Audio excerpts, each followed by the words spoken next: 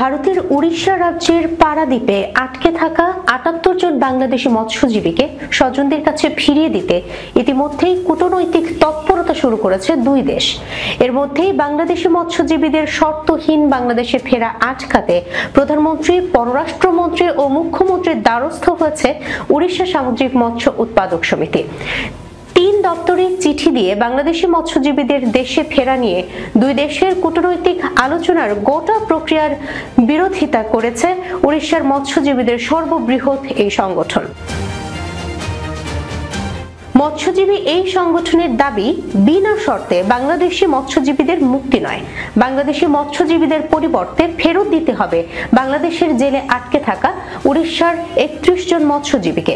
এদিকে পশ্চিমবঙ্গের তরফেও দাবি উঠেছে পশ্চিমবঙ্গের ৭৯ জন মৎস্যজীবীকে ফেরানোর ব্যাপারে।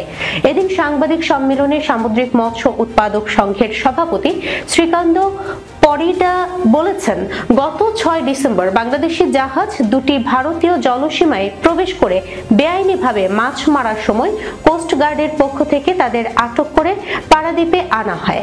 এই ছোট জাহাজে মোট ১৬০ মেট্রিক টনের বেশি মাছ ছিল। এদিকে নিলাম করার জন্য সরকারিভাবে বলা হলেও এখন মাছ সহ আটক ৭৮ জন বাংলাদেশিকে স্বদেশ ফেরানোর জন্য সরকার চেষ্টা করছে। এটি উড়িষ্যা সামুদ্রিক মৎস্য উৎপাদক সমিতি বিরোধিতা করছে। তাদের বিরোধিতা লিখিতভাবে প্রধানমন্ত্রী, পররাষ্ট্রমন্ত্রী ও মুখ্যমন্ত্রীকে অবগত করা হয়েছে। তিনি আরো বলেছেন, ২০২৪ সালের ১৬ অক্টোবর ৩১ ভারতীয় মৎস্যজীবী সমুদ্রের মধ্যে মাছ ধরার সময় ভুলবশত বাংলাদেশ জলসীমায় প্রবেশ করে। এর ফলে বাংলাদেশ সরকার তাদের গ্রেপ্তার করার পাশাপাশি ৩০ টন মাছ বাজেয়াপ্ত করে। আজ অবধি বাংলাদেশ সরকার তাদের মুক্তি দেয়নি। যদি বাংলাদেশ সরকার তাদের ৭৮ জন মৎস্যজীবীকে নিজ দেশে নিতে চায়, তবে প্রথমে বাংলাদেশে কারাদণ্ড ভোগ করা ৩১ জন মৎস্যজীবীকে মুক্তি দিন।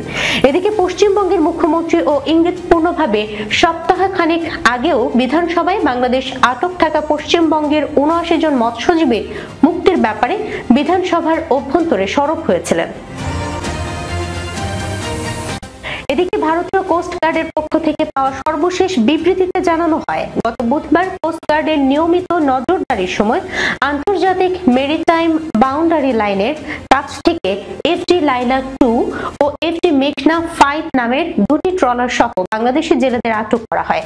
ওই জাহাজে থাকা মোট ৭৮ জন ক্রু সদস্যকে উড়িষ্যা পারাদ্বীপে নিয়ে আসার পর তাদের আলাদা আলাদাভাবে ভারতীয় কোস্টগার্ড, ক্রাইম ব্রাঞ্চ এবং সিআইএফ জিজ্ঞাসাবাদ করেছে। পুরো ঘটনা নিয়ে ভারতে পররাষ্ট্র মন্ত্রণালয় অবগত আছে। খুব শিগগিরই এটি নিয়ে পদক্ষেপ গ্রহণ করা হবে।